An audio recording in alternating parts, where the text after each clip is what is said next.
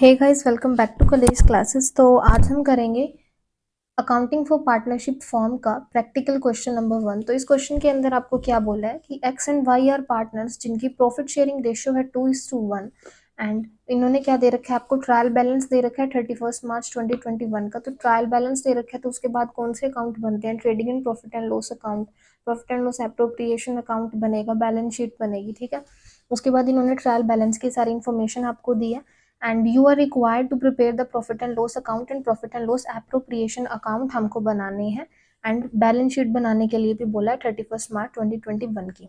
तो एडजस्टमेंट हम साथ के साथ कंसीडर करेंगे जैसे जैसे हम क्वेश्चन करेंगे। तो सबसे पहले हमने क्या बनाना है, trading and profit and loss account हमने बनाना है। ठीक है, तो इसके अंदर क्या है हमारा, एक डेबिट साइड होगी, एक क्रेडिट साइड होगी। तो डेबिट साइड में क्या क्या चीजें आती हैं, ओपनिंग स्टॉक, परचेजेस, ये सारी चीजें, और क्रेडिट साइड में सेल्स एंड क्लोजिंग स्टॉक। तो यहाँ पे आपको गिवन है ओपनिंग स्टॉक गिवन है 45,200 का ओपनिंग स्टॉक आएगा। उसके बाद आपको गिवन है परचेजेस एंड सेल्स गिवन है 8,68,000, यानी कि डेबिट साइड का जो बैलेंस है वो परचेजेस और क्रेडिट में जो बैलेंस है वो क्या है, सेल्स है। तो परचेजेस आ गया हमारा 8,68,000 का एंड जो सेल्स है हमारी 12,45,000 की वो जाएगी। उसके बाद एडजस्टमेंट में आपको क्लोजिंग स्टॉक जो एडजस्टमेंट में दिया जाता है वही आपने ट्रेडिंग अकाउंट में लेके जाना होता है। तो यहाँ पे जो आपको क्लोजिंग स्टॉक है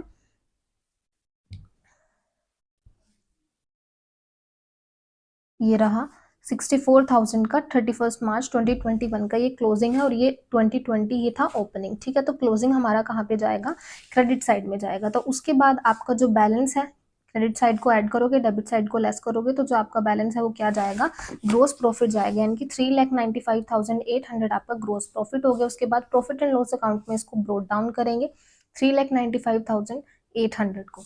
उसके बाद आपके पास क्या होगा, प्रॉफिट एंड लॉस अकाउंट में क्या चीजें जाएंगी, जो चीजें क्या है, चार्ज है। चार्ज का मतलब है यानी कि प्रॉफिट हो चाहे लॉसेज हो आपको वो देने ही देने पड़ते हैं। जैसे रेंट हो गया, इंटरेस्ट हो गया किसी लोन के ऊपर, और कुछ ऐसे एक्सपेंसेस होते हैं जो आपको बियर करने पड़ते हैं सिर्फ प्रॉफिट होने पर, तो वो आपके एप्रोप्रिएशन अकाउंट में जाएंगे, प्रॉफिट एंड लॉस एप्रोप्रिएशन में। तो यहाँ पे क्या आएगा आपका, तो आपको जो है वो गिवन है रेंट 26,400 का और आउटस्टैंडिंग रेंट भी गिवन है 2,400 का। तो रेंट में आउटस्टैंडिंग रेंट आपका क्या हो जाएगा, प्लस हो जाएगा। To rent 26,400 plus outstanding rent, total हो गया हमारा 28,800। उसके बाद इन्होंने बोला है सैलरीज टू स्टाफ 74,700। देखो यहाँ पे कंफ्यूजन होगा, salary to staff and salary to X, एक पार्टनर है उसको भी सैलरी दी जा रही है।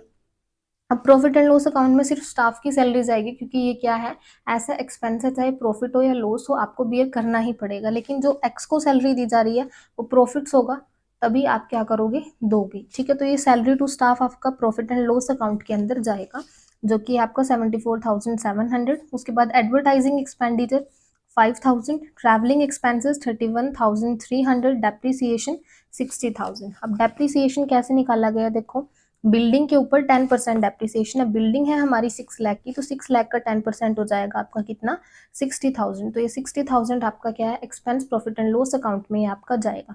ठीक है, उसके बाद आपने क्या कर देना है, क्रेडिट साइड में से डेबिट बैलेंसेस को लेस करना है।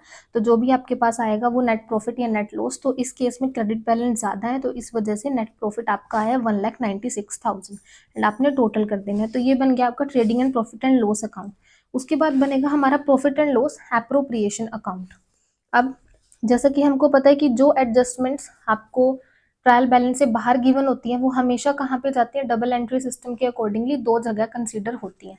ठीक है, तो अब यहाँ पे जो हमारा स्टॉक है ये क्लोजिंग स्टॉक, ये कहाँ पे जाएगा, बैलेंस शीट में एसेट साइड में जाएगा। तो ये बैलेंस शीट में एसेट साइड में आपका क्लोजिंग स्टॉक चला गया।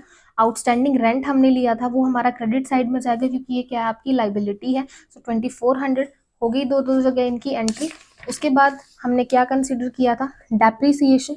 डेप्रीसिएशन जो है ये एक तो हमारा प्रॉफिट एंड लॉस अकाउंट में चला गया और कहाँ पे जाएगा, बैलेंस शीट के अंदर बिल्डिंग में से आपका डेप्रीसिएशन होगा लेस। ठीक है, उसके बाद क्या बचा आपका, ये सारी चीजें हो गई।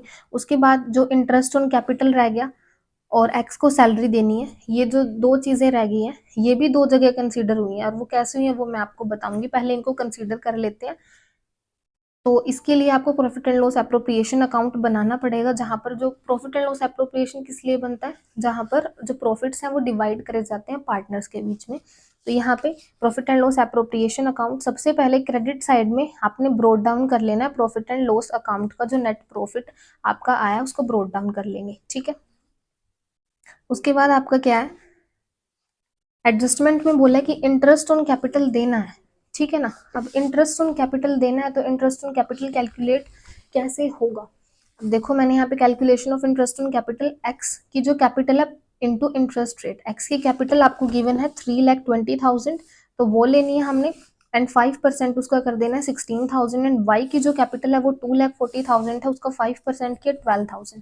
सो that's how we will calculate the interest on capital.